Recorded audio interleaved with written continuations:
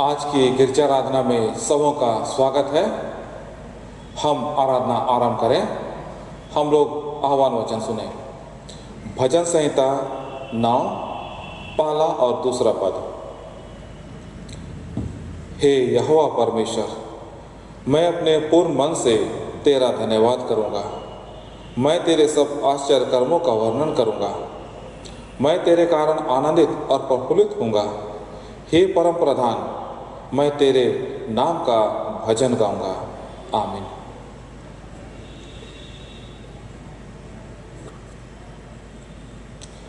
हम लोग गीत गाएंगे। साक्षीवाणी गीत संख्या 11। साक्षीवाणी 11। परमेश्वर कौन और कैसा है, कौन उसका जानने हार। वह न मनुष्य के ऐसा है, वह आत्मा है अपार। साक्षीवाणी 11।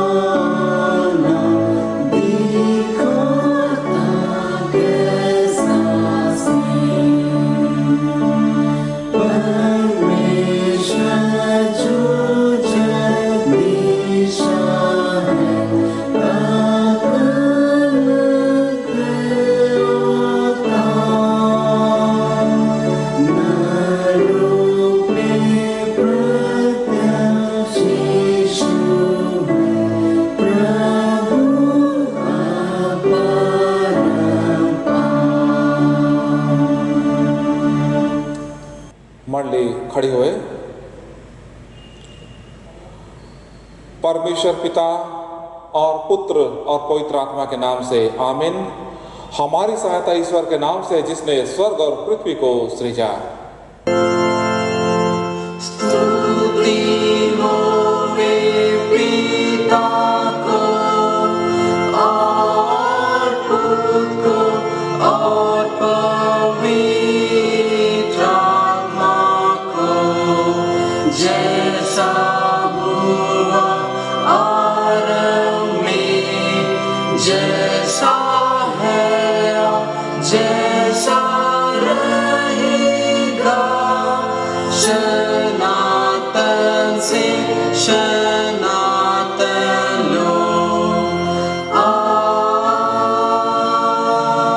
Amen.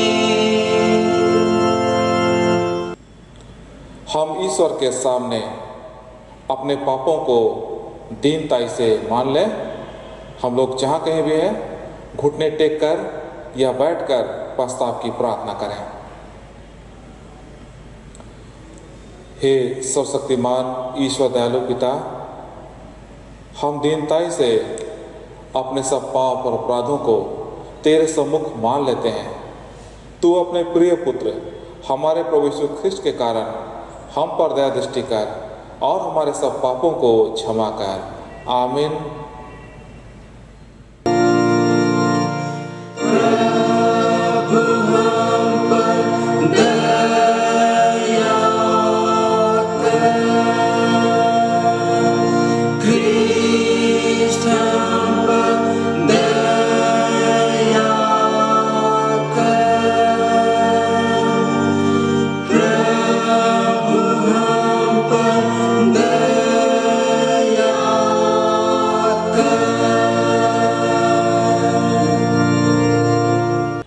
सरक जाएंगे और पहाड़ियां हिल जाएंगी, पर मेरी दया तेरे पास से न सरकेगी और न मेरे कुशल की वाचा हिलेगी। परमेश्वर तेरा दया करने हारा कहता है। आमीन।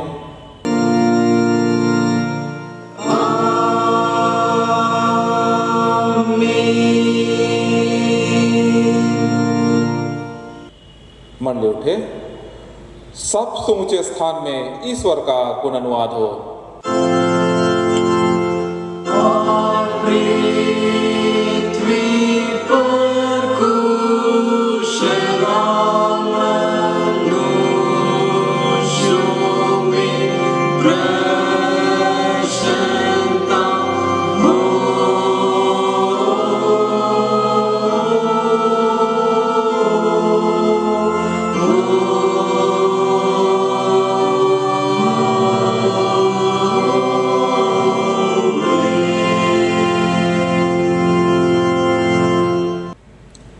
प्रभु तुम्हारे संग हो।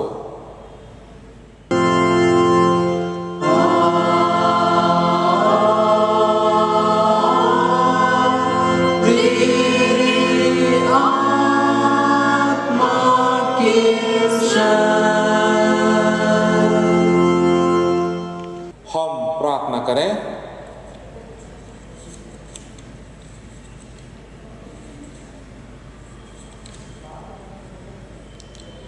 हे प्रिय प्रभु स्वर्गवासी पिता, हम तेरा धन्यवाद करते हैं कि तू अपनी कृपा से हमारा विनाश नहीं चाहता है, परंतु कि हम अपना मन तेरी ओर फिराएं और बच जाएं।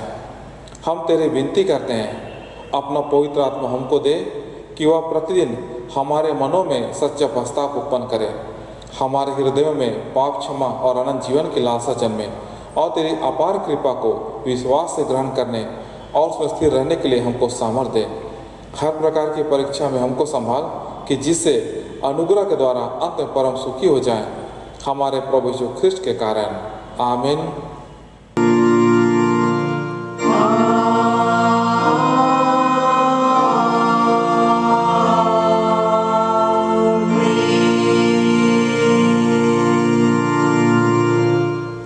परमेश्वर के पवित्र वचन में से हम अगुवाई लें।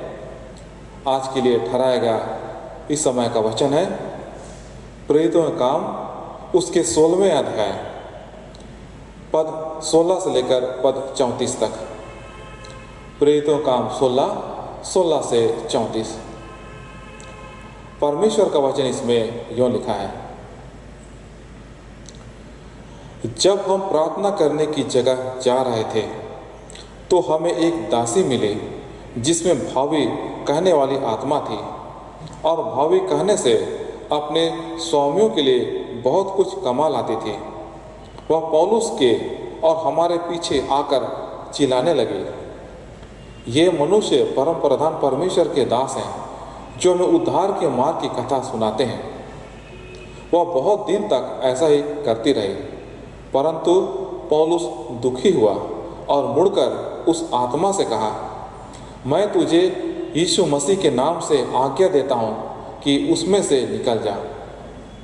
और वह उसी घड़ी निकल गई। जब उसके स्वामियों ने देखा कि हमारी कमाई की आशा जाती रही तो पौलुस और सिलास को पकड़ के चौक में प्रधानों के पास खींच ले गए और उन्हें फौजदारी के हाकिमों के पास ले गए और कहा, ये लोग जो यहूदी हैं हमारे नगर में बड़ी हलचल मचा रहे हैं और ऐसी रीतियां बता रहे हैं जिन्हें ग्रहण करना या मानना हम रोमियों के लिए ठीक नहीं।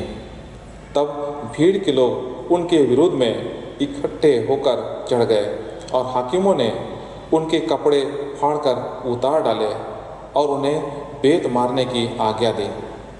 बहुत बेंत लगवाकर उन्होंने बंदीगृह में डाल दिया और दरोगा को आज्ञा दी कि उन्हें चौकसी से रखे। उसने ऐसी आज्ञा पाकर भीतर की कोठरी में रखा और उनके पांव काट में ठोक दिए। आधी रात के लगभग पौलुस और सिलास प्रार्थना करते हुए परमेश्वर के भजन गा रहे थे और कैदी उनकी सुन रहे थे। इतने में एकाएक बड़ा भूकंप आया, यहाँ तक कि बंदीगृह की नींव हिल गई और तुरंत सबके द्वार खुल गए और सबके बंधन खुल पड़े। दरोगा जाग उठा और बंदीगृह के द्वार खुले देखकर समझा कि कैदी भाग गए हैं, अतः उसने तलवार खींचकर अपने आप को मार डालना चाहा। परंतु पौलुस ने ऊंचे शब्द से पुकार कर कहा, अपने आप को कुछ हानि ना पहुंचा, क्योंकि हम सब यही हैं। तब वह दिया मंगवा कर भीतर लपका और कांपता हुआ पौलुस और सिलास के आगे गिरा और उन्हें बाहर लाकर कहा, हे सज्जनों, उद्धार पाने के लिए मैं क्या करूं? उन्होंने कहा, प्रभु यीशु मसीह पर विश्वास कर तो तू और तेरा घराना उद्धार पाएगा। और उन्होंने उसको और उसके सब घर के लोगों को प्रभु को वचन सुनाया। रात को उसी घड़ी उसने उन्हें ले जाकर उनके पांव धोए और उसने अपने सब लोगों समेत तुरंत बपतिस्मा लिया। तब उसने उन्हें अपने घर में ले जाकर उनके आगे भोजन रखा और सारे घराने समेत परमेश्वर पर विश्वास करके आनंद किया। आमीन। तेरा धन्यवाद हो हे ख्रिस्त यीशु। हालेलुया। Hallelujah, hallelujah, hallelujah.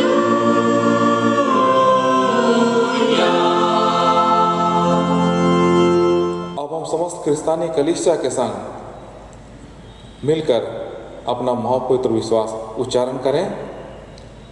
मैं विश्वास करता हूँ परमेश्वर पिता पर, जो स्वर्ग और पृथ्वी का सर्वशक्तिमान सृजनहार है, और उसके इकलौते पुत्र अपने प्रभु यीशु ख्रिस्ट पर, जो पवित्र आत्मा से घर में आया, कुंवारी मरियम से उत्पन्न हुआ, पांतुस पिलातुस के आगे से दुख उठाया, क्रूस पर चढ़ाया गया, मर गया और गाड़ा गया, पाताल में उतरा, तीसरे दिन मृतकों में से जी उठा, स्वर्ग पर चढ़ गया और परमेश्वर सर्वशक्तिमान पिता के दाहिने हाथ बैठा है, जहाँ से वह जीवितों और मृतकों को विचार करने को फिर आवेगा। मैं विश्वास करता हूँ पवित्र आत्मा पर, एक ही पवित्र क्रिस्तानी कलीसिया, पवित्रों की संगत पर, पापों की क्षमा, देह के जी उठने और अनंत जीवन पर। आमीन।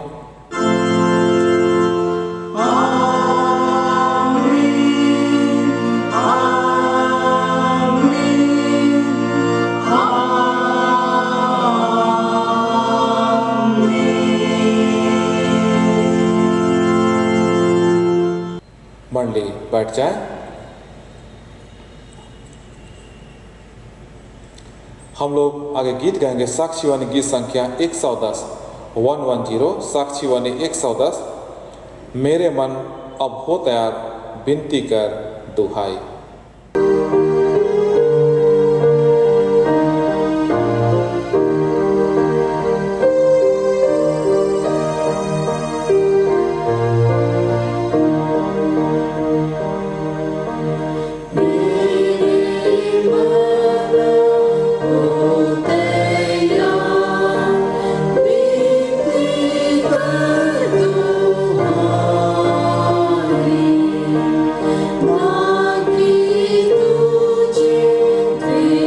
you.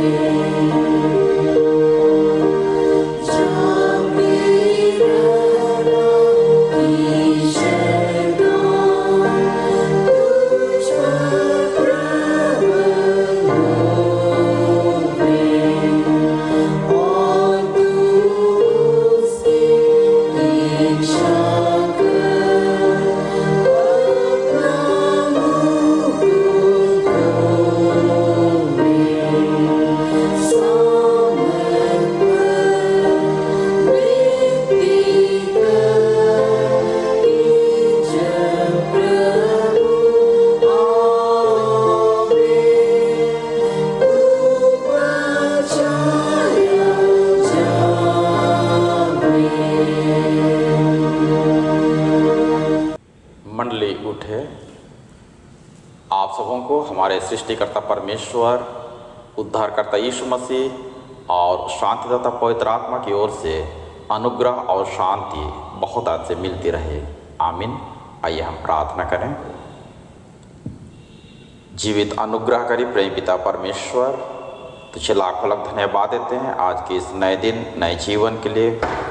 धन्यवाद देते हैं रात भर के जीवन में हमें संभाला, कुशल चयन का नींद दिया, अच्छा विश्राम दिया और आज की इस दिन को हमारे जीवन में जोड़कर इस रूप में आनंदित और आश्रित किया है। इसलिए हम धन्यवाद देते हैं। प्रार्थना करते हैं आज के इस पवित्र विश्रामवार के दिन तेरे जीवित वचनों में से सुनना, सीखना और समझना चाहते हैं।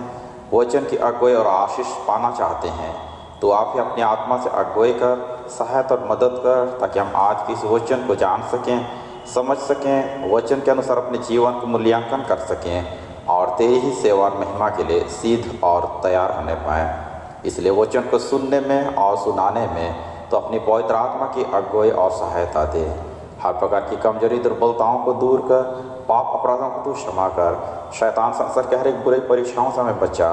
प्रार्थना और धन्यवाद यीशु मसीह के नाम से मांगते हैं। सुन और स्वर्ग के राज में दया से ग्रहण कर ले। आमीन।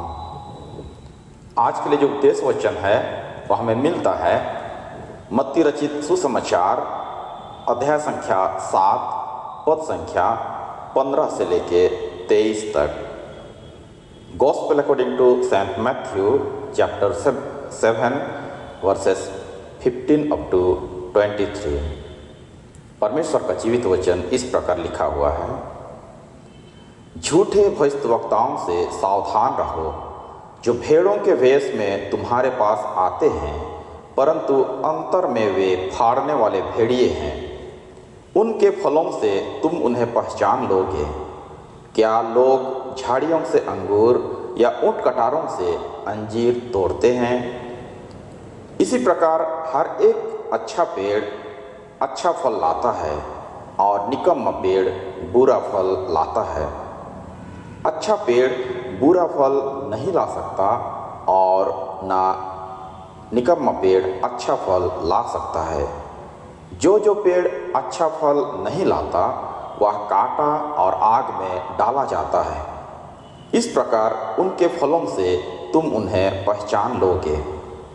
जो मुझसे हे प्रभु कहता है, उनमें से हर एक स्वर्ग के राज्य में प्रवेश न करेगा, परंतु वही जो मेरे स्वर्गीय पिता की इच्छा पर चलता है। उस दिन बहुत से लोग मुझसे कहेंगे, हे प्रभु, क्या हमने तेरे नाम से भविष्यवाणी नहीं की और तेरे नाम से दुष्टात्माओं को नहीं निकाला और तेरे नाम से बहुत से आश्चर्यकर नहीं किए? तब मैं उनसे खुलकर कह दूंगा, मैंने तुमको कभी नहीं जाना। हे कुकर्म करने वालों, मेरे पास से चले जाओ। आमीन। मंडली बैठे। प्रभु यीशु ख्रीस्त में वचन के सुनने वाले माता पिता, भाई बहन और बच्चे, सच्ची शिष्यता क्या है? पहला, एक सच्चा शिष्य न केवल एक विद्यार्थी है या सीखने वाला है, परंतु एक अनुयायी होता है, अर्थात जो कुछ भी वह सीखा है उसको लागू करने वाला होता है। दूसरा, बाइबल के अनुसार मसीहियत में एक सच्चा शिष्य वह है जो कि समर्पण के साथ यीशु मसीह को अनुसरण करने का संकल्प लेता है, जिसमें उसकी स्वामी की जीवनी और शिक्षा दोनों शामिल होता है। आज का उपदेश वचन भी हमारे लिए सच्चे और झूठे शिष्यता के बारे में बतलाती है। इसलिए आइए हम शिष्यता के विषय में मनन चिंतन करें। आज का उपदेश वचन यीशु मसीह का प्रसिद्ध पहाड़ी उपदेश जो हमें मत्ती 5 से 7 अध्याय में मिलता है का एक हिस्सा है। यह भाग यीशु मसीह के प्रारंभिक सेवकाई से संबंधित वचन है, जिन्हें वह गलील के इर्द गिर्द जन समूह के बीच सेवकाई के दरमियान इस्तेमाल किए।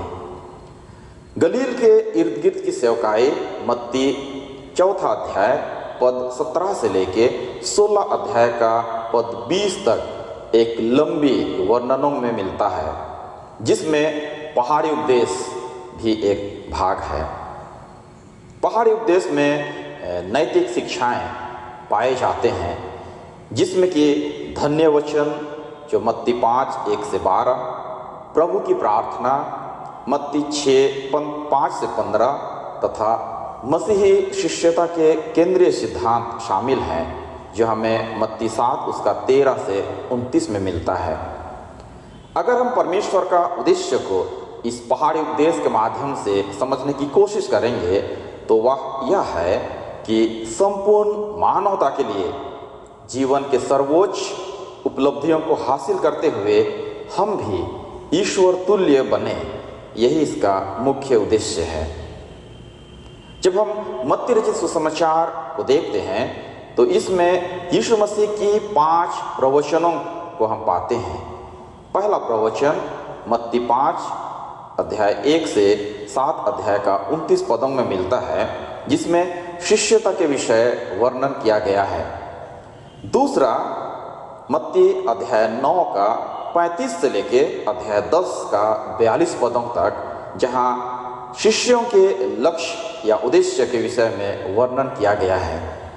तीसरा अध्याय 13 उसका 1 से 52 पदों में, जहां यीशु मसीह दृष्टांतों के विषय में शिक्षा देते हैं।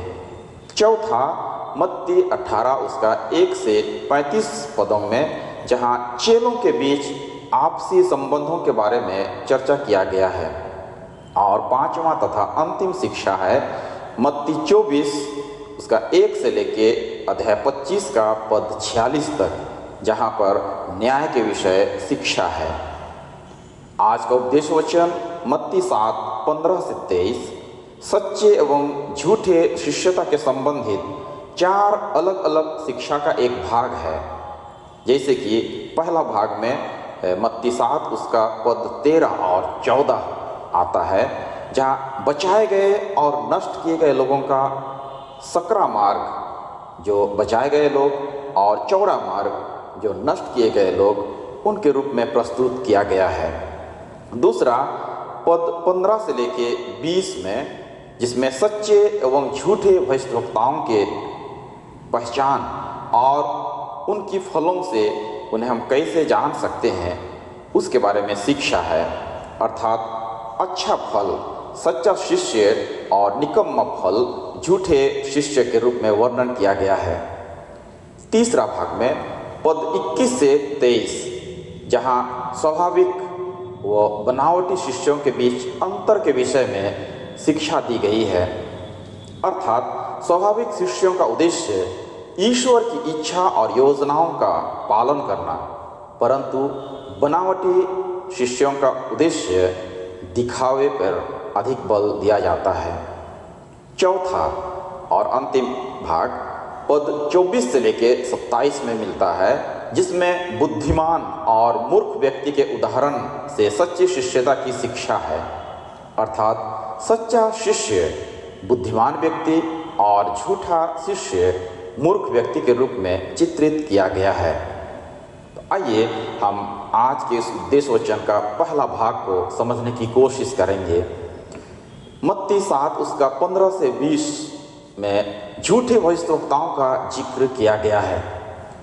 पुराने नियम में यिर्मयाह 6 उसका 13 से 14, 8 उसका 11 पद, अध्याय 23 उसका 13 से 17 पद, यहेजकेल 13 उसका 1 से 16 पद, मिक्का 3 उसका 5 से 8 पदों में झूठे भविष्यवक्ताओं का जिक्र किया गया है।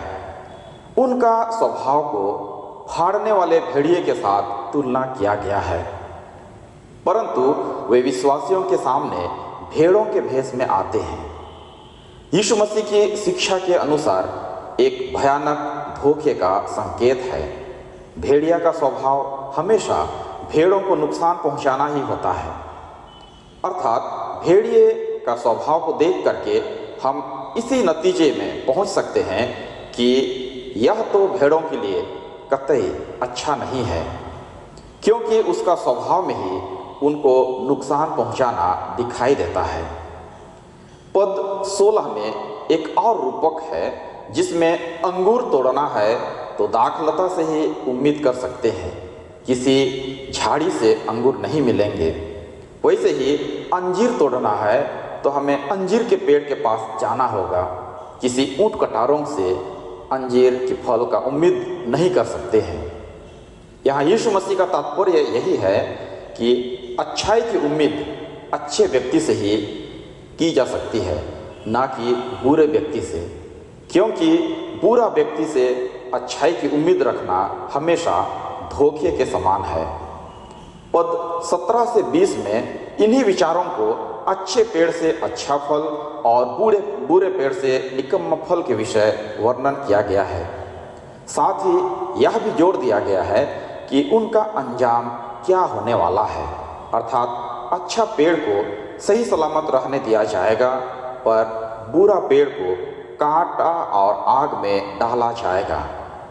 आज हमारा जीवन भी इन्हीं दो पेड़ों की तरह है, अच्छा पेड़ या बुरा पेड़।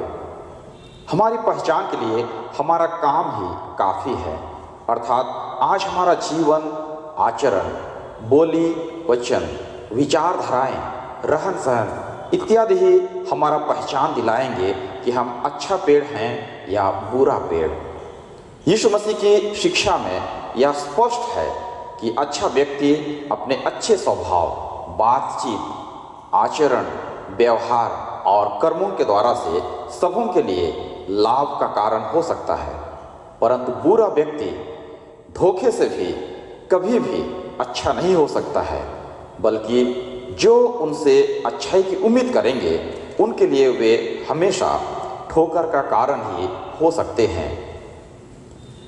आज अगर हम ये कहें कि हमारा जीवन निकम्मा पेड़ के समान है, तो हमें हमारे जीवन शैली को बदलने की आवश्यकता है और एक अच्छा पेड़ बनने की चुनौती है, नहीं तो हमारा जीवन भी नष्ट किया जा सकता है। इसलिए आज आत्ममूल्यांकन की आवश्यकता है कि आज हम क्या हैं, कैसे हैं, क्या होना चाहिए, कैसे होना चाहिए इत्यादि। दूसरा भाग में हम लोग पद 21 से 23 में स्वाभाविक जीवन और बनावटी जीवन के बारे में एक तुलनात्मक अध्ययन को पाते हैं।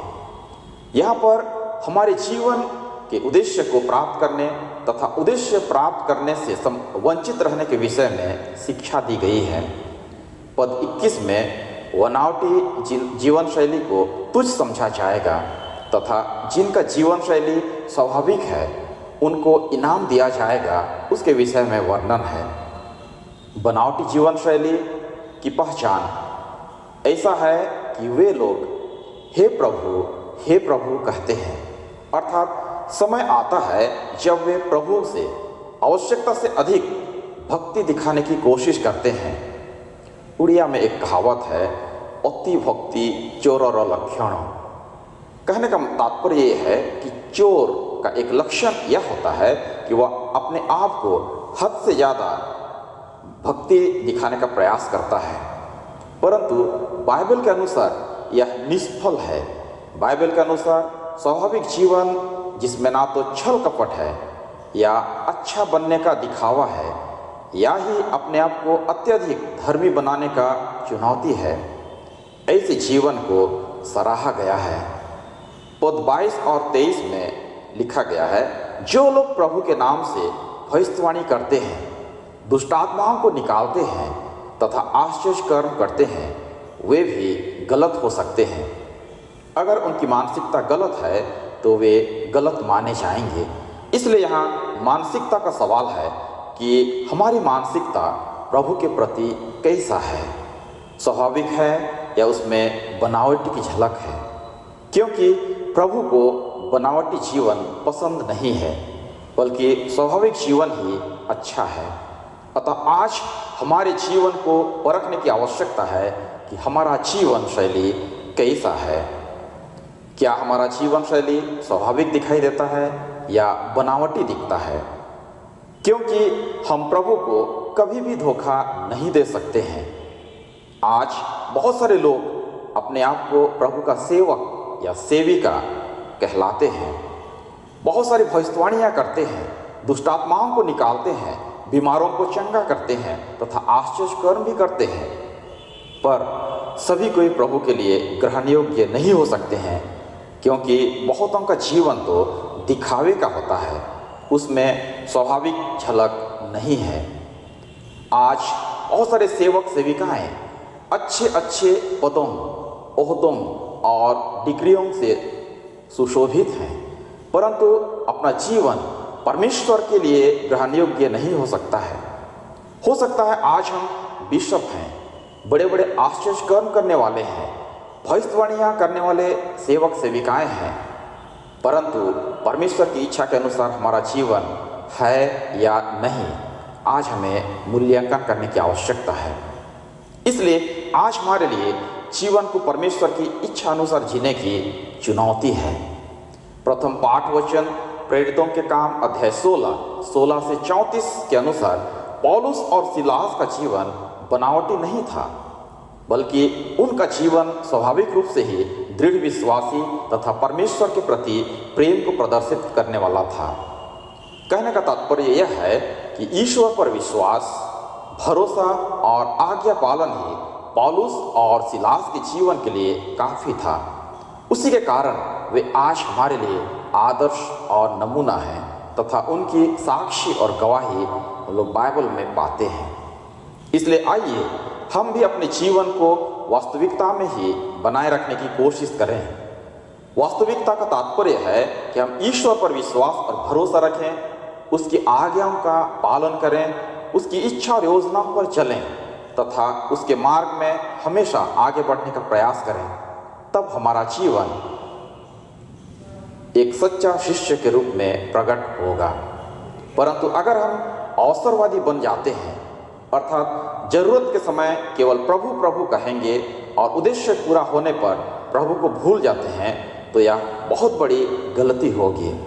अतः हमें प्रभु को धोखा नहीं देना चाहिए, क्योंकि गलाती 6:7 में बाइबल बतलाती है, धोखा न खाओ, परमेश्वर ठट्ठों में नहीं उड़ाया जाता। दूसरा, आज हम अपने आप को भी धोखा नहीं दे सकते हैं, क्योंकि आज हमारे बीच में बहुत सारे भेड़िए उपस्थित होंगे।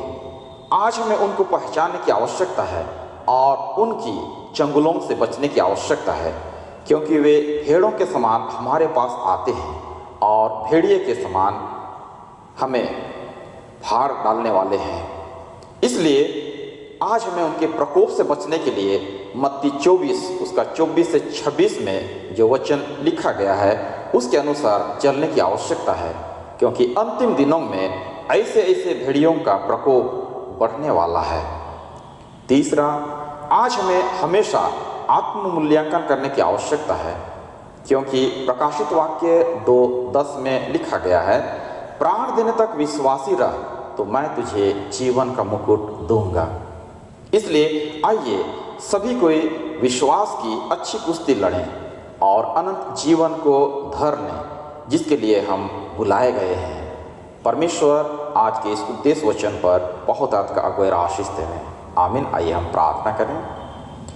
अनुग्रहकारी जीत पिता परमेश्वर, तुझे लाखों लाख धन्यवाद देते हैं वचन की शिक्षा और समझ के लिए। धन्यवाद देते हैं आज के इस वचन को जानने और समझने में तो हमारी सहायता और अगुवाई की आशीष दिया। तुझसे प्रार्थना करते हैं वचन की शिक्षा के अनुसार आज हम में से हर एक को सच्चा और अच्छा शिष्य होने में सहायता और अगुवाई कर, क्योंकि हमारा जीवन बहुधा दिखावटी का जीवन होता है। हम सच्चाई से भटक जाते हैं और अपनी इच्छा और योजना के तहत आगे बढ़ते हैं और तेरे विचार, कार्य और योजना के विरुद्ध पाप और अपराध करते हैं। इसलिए प्रार्थना करते हैं तो हम में से हर एक को सच्चा शिष्य होने और सच्चाई में बने रहने में सहायता और अगुवाई कर, ताकि हम जिस अनंत जीवन को पाने के लिए बुलाए गए हैं उसमें हम सफलता के साथ आगे बढ़ सकें। वचन की अगुवाई और आशीष सबों को 100 गुना, 60 गुना और 30 गुना उंडेल दे और निरंतर हमारी सहायता और अगुवाई कर आशीष दे। हम वचन की संगति में आगे बढ़ें, तेरी सेवा और महिमा के लिए सिद्ध और तैयार होने पाएँ। प्रार्थना और धन्यवाद यीशु मसीह के नाम से मांगते हैं, सुन और स्वर्ग के राज में दया से ग्रहण कर ले। आमीन। और ईश्वर की शांति जो समस्त ज्ञान से ऊर्ध्व है, प्रभु यीशु ख्रिस्त में आप सबों के मन और हृदय की रक्षा और रखवाली करेगी, अब से लेकर सदा आनंद जीवन तक। आमीन। हम लोग गीत गाएंगे साक्षीवाणी गीत संख्या 152 कर विश्वास पापियों का तारनहार।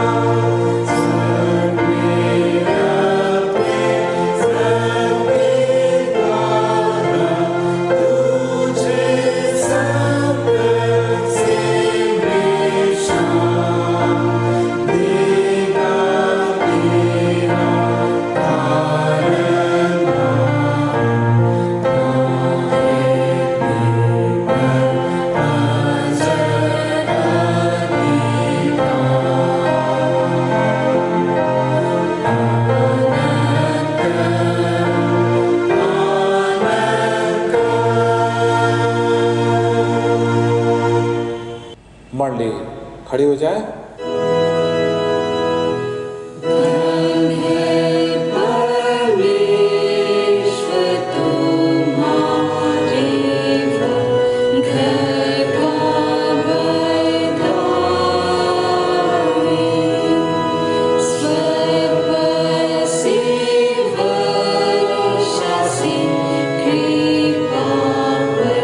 कृपा बरसा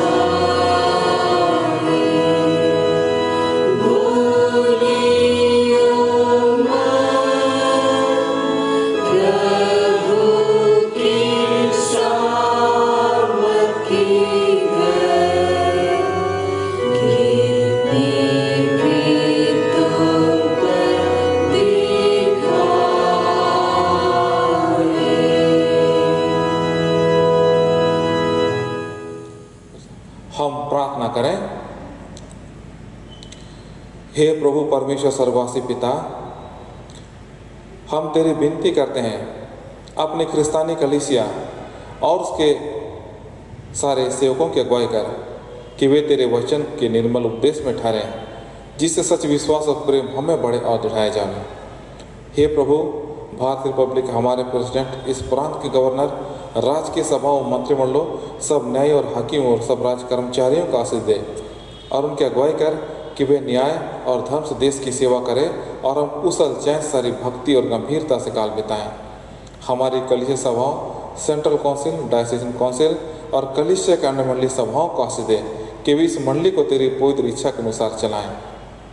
जगत की लूथरन कलीसिया और देश विदेश के हमारे सभी ख्रिस्ट विश्वासी मित्रों को आशीष दे कि हम ख्रिस्ट प्रेम और सहयोग में आगे बढ़ें और जगत में तेरी साक्षी के अधिक सामर्थ्य पाएं। हमारी कलीसिया के सब काम पर आशीष दे, लड़के लड़कियों की शिक्षा पर आशीष दे कि वे तेरे भय, प्रेम और भरोसा बढ़ते जाएं। कलीसिया के विद्यालयों, शिक्षण प्रशिक्षण संस्थाओं, महाविद्यालय और अन्य संस्थाओं को संभाल और उनकी बढ़ती दे और उनके द्वारा कलीसिया के लिए आत्मिक और लौकिक आशीष दे। खेती बाड़ी और हर एक काम उद्यम को सफल कर, जिससे हर कोई सुविवेक से तेरे आगे चले और अपनी जीविका पाए। अपनी कृपा से उन सबों पर दृष्टि कर जो कंगालपन, रोग और नाना प्रकार के साकेती और दुख में उनको शांति दे। पिता, आज ऑनलाइन आराधना में हम लोग जहाँ कहीं भी हैं प्रभु, तेरे दिए हुए दानों में से कुछ भाग सिरनी के रूप में जमा कर रहे हैं। हे पिता, इसे तेरे हाथ में सौंपते तो आशीष दे और अपने राज की वृद्धि में इसे इस्तेमाल कर।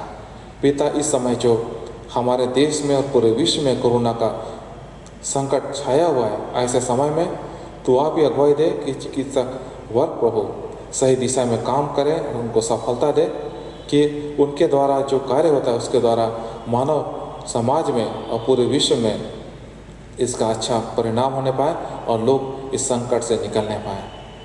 सरकारी तंत्र और स्वयंसेवी और जिस रूप से भी लोग व्यक्तिगत या जिस रूप से भी काम में लगे हुए, सब में सहायता कर कि ऐसे समय में एक दूसरे को सहयोग करते हुए हम लोग अच्छा काम कर सकें। हे पिता, हमारे कलीसिया के जितने लोग प्रभु बीमार हैं, विशेषकर कोरोना से, उनको तेरे हाथ में सौंपते हैं तो अपना चंगाई का हाथ रख उन्हें चंगा कर। हर एक व्यक्ति प्रभु जो तेरे नाम से जाना गया, जो कलीसिया का, हर एक को तू चंगा कर और हर एक बीमार व्यक्ति प्रभु जो आराधना में उपस्थित है और तेरे आशीष के लालसा करता है, उन्हें तेरे हाथ में सौंपते हैं। तो प्रभु अपना चंगाई का हाथ रख और उन्हें चंगा कर दे। हमारे कलीसिया के सब भाई बहनों की रक्षा कर जो दूसरे देशों में चले गए हैं कि वे सब जोखिम और परीक्षाओं में विश्वासी ठहरे हैं। हम उनके लिए भी तेरी विनती करते हैं। जो मंडली से निकाले गए व उलट हुए हैं, उन पर दया कर कि वे सच्चे पश्चाताप से तेरे ओर फिरे।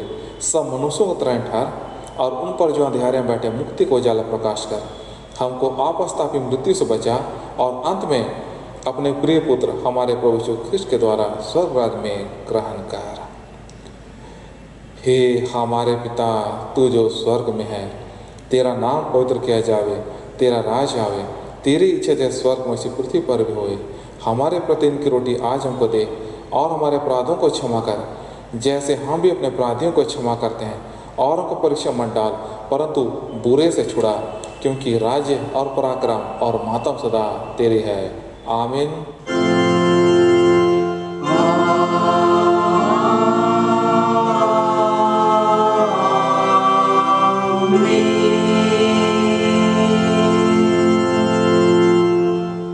अब त्रिएक परमेश्वर का आशीर्वाद विश्वास और दीन मन से ग्रहण करें।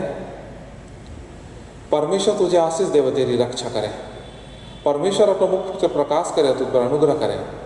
परमेश्वर अपना मुख का प्रकाश तुझ पर प्रकट करे और तुझे अपना कुशल देवे। आमीन।